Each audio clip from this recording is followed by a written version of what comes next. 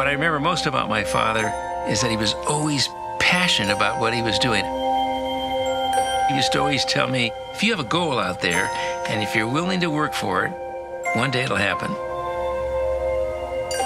It was his curiosity to try to understand how nature worked, how science worked.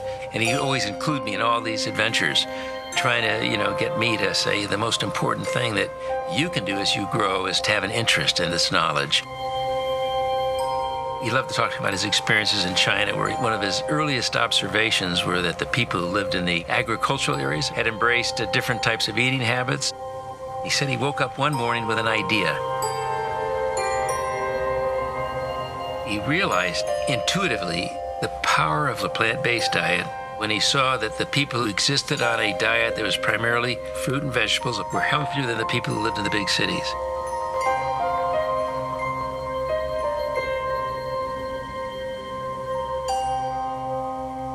Theorized there must be hundreds, maybe thousands of important factors in a plant-based diet that were important in human nutrition. And he began to conceive of a supplement that you could make from plants that you could add back to the human diet.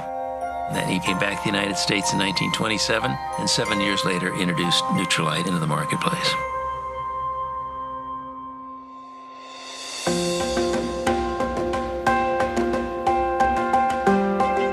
My father pioneered in the area of phytonutrient development from the very beginning. He was always working on experiments, trying to figure out ways to share it with other people. I think it was born out of his desire to help people. He did these simple little experiments with plant materials, and he saw these colors showing up in a chromatographic column.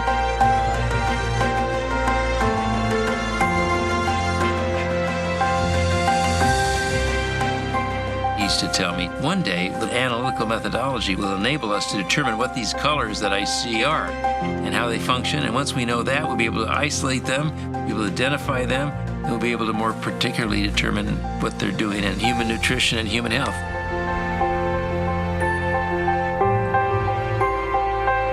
I think we've come a long way in discovering what nature holds, but we have a long way to go.